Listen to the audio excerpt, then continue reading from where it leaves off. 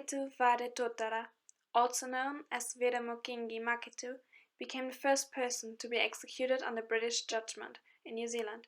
His case represents the true bonding between Maori and Pākehā and stands for the authority the British had assumed through the Treaty of Waitangi.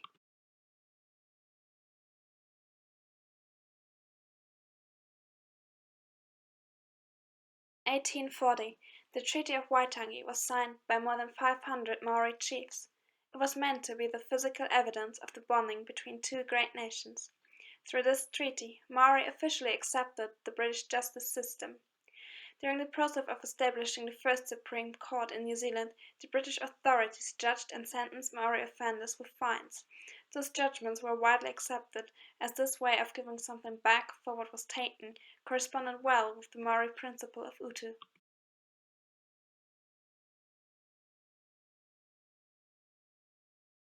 Cases of Maori offending against British law, it was mostly related to their principles of mana and utu. The mana was prestige and important. It was the belief, the soul, and the honor of a Maori, who always thought to keep his mana clean. If someone offended the mana, the Maori could seek utu, which is the principle of reciprocity, revenge, and maintaining relationships. The first time British judgment and authority was really tested and under pressure was in the case of the Maori youth, 16-year-old Maketu. Maketu was the son of the high-ranking Ngāpuhi chief Ruhe, whose lands were situated in the Bay of Islands. Maketu had sought to be employed by Pākehā to understand their way of living better and found a place to work on Motuharohia, an island near Russell. He had been employed in the house of Mrs. Robertson, a widow who had 2 children of her own and the granddaughter of another Ngāpuhi chief, Reva, in her care. In the house also worked the Pākehā manservant Thomas Bull.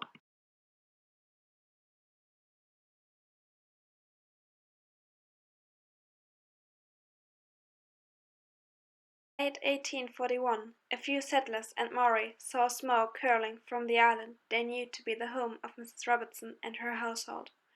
As they arrived, they found her house burning, and by the time they had extinguished the flames, they had discovered the terrible truth. 4 bodies, 2 of adults and 2 children, lay dead on the ground. Soon it was learned that the 2 adults were Mrs. Robertson and her manservant. The position of the male corpse additionally suggested that he was murdered in his sleep, for his head was split below the nose. Both little corpses found in the house were female, so the question about the whereabouts of the little boy remained. A few days later, the people from the Bay of Islands should learn, from Maketu himself, that the little boy had escaped at first and fled out of the house, but Maketu outpaced him and threw him off a cliff. The confession made by Maketu explained how the murders had taken place and why it happened. Thomas Bull, the manservant employed by Mrs. Robertson, had verbally and physically abused him, while Mrs. Robertson herself had sworn at Maketu. This led Maketu to believe his mana had been offended and to seek utu, though no one ever knew why he had killed the children as well, and Maketu himself did not provide an answer.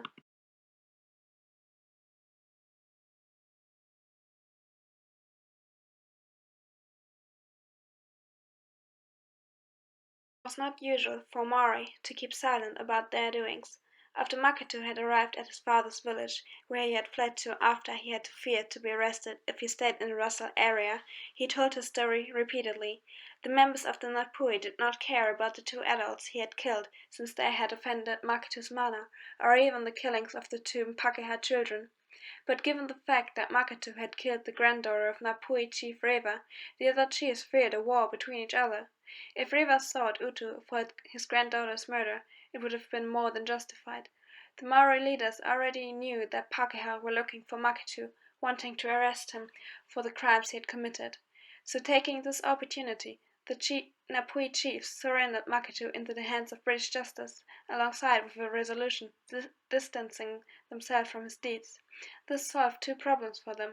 Reva had agreed to let the issue go once Maketu was in British custody, and it gave Maori the opportunity to see how strong British authority was at the time. Both Maori and Pākehā took a great interest in the case, putting pressure on the court to solve this case to everyone's satisfaction.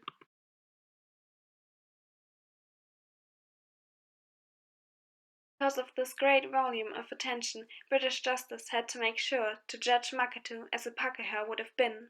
In order to do this, they delayed his trial for a day and first set court over a European man whose name has not survived the 2 centuries between then and now.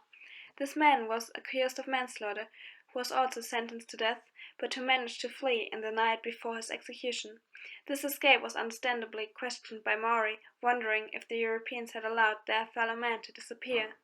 As there were no further riots because of this, it must be assumed that Maori were satisfied with the explanation that the man had managed to get away on his own. Maketu's case later made Pakeha believe their thoughts true, that savage and violence flowed in the blood of Maori. It was this belief and some more crucial indications that made the Pakeha think of Maketu as guilty from the very beginning and before his trial.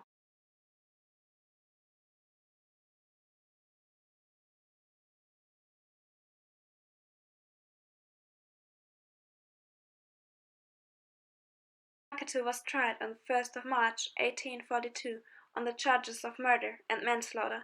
He was represented by an assigned lawyer, who managed to discredit Maketu's own confession due to the fact that he did not know what consequences those would have for him. He had furthermore given his confessions mostly to people who could hardly understand the Maori language, and thus giving great possibilities of misunderstandings. Other evidence against Maketu was brought forth: an umbrella which settlers swore used to be the property of Mrs. Robertson, and a sack of rice with blood on the fabric. Apparently Maketu had left those at the house of a settler he had visited briefly before fleeing to his father's lands. This evidence was considered insignificant, since it could not be proven that the umbrella truly had been owned by Mrs. Robertson. Naturally, blood tests did not exist in those times, and thus it could not be sure that the blood at the sack was from any of the victims. In the end, it was the fact that Maketu, in the eyes of the British jury, had contradicted himself during the trial, once pleading innocent and later admitting he had killed 2 of the victims. However, what must be understood is that Maketu still thought of himself as innocent, at least for the killings of the 2 adults, since he had only attacked them in the pursuit of Utu. Another big point speaking against him was that he had been surrendered by his own people in the first place. Based on this evidence, we can say that if not for the killing of Reva's granddaughter, Maketu might have lived. If his people had protected him in their lands, no British could have gotten close to him. Because of this, it must be questioned if the influence of the British was as great on Maori as they thought. They thought that Maketu was hanged the next day in an Auckland jail. Before his execution, he baptized and laid down a whole new confession and accepted his fate, as he truly was guilty of murdering those 5 people.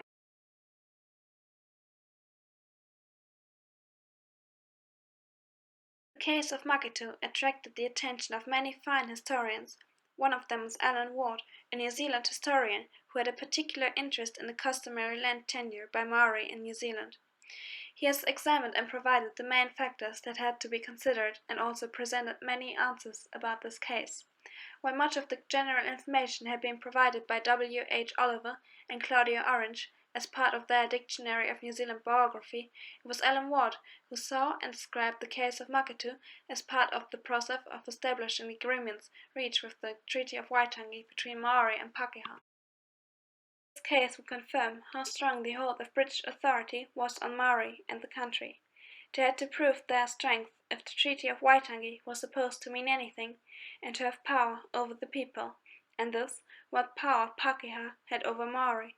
It was for that reason that both took such a great interest in Maketu's case.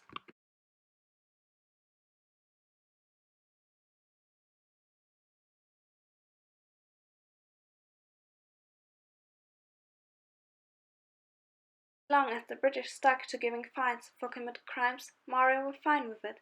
This fitted very well into their principle of getting Utu. However, it is very easy to believe Alan Ward, who said that Maori were not satisfied at all with the trial and sentence of Maketu. They did agree with the death sentence, but not with the method used to carry it out. Maori thought it cruel, dishonorable, and inhuman to let someone wait for his death by putting him through a court procedure if that person had already confessed. In a traditional Maori execution, Maketu would have been put down immediately through a swift blow to the head with a mare. Later, Maori chiefs would take this case and execution as an example and use them to get rid of potential threats easily, while still preserving their way of justice and execution in matters important to them. After this case, there were only a few incidents where Maori chiefs challenged British authority openly. Honeheke, another Ngāpuhi chief, rebelled by twice cutting down the British flag, which he himself had raised before. Ward also judged that British influence was not very strong in the rural regions, which seems very likely, as hardly any official ever visited the poorly populated places. Maketu will always be remembered for something no one ever wants to be remembered for. He was the first person executed under British law in New Zealand.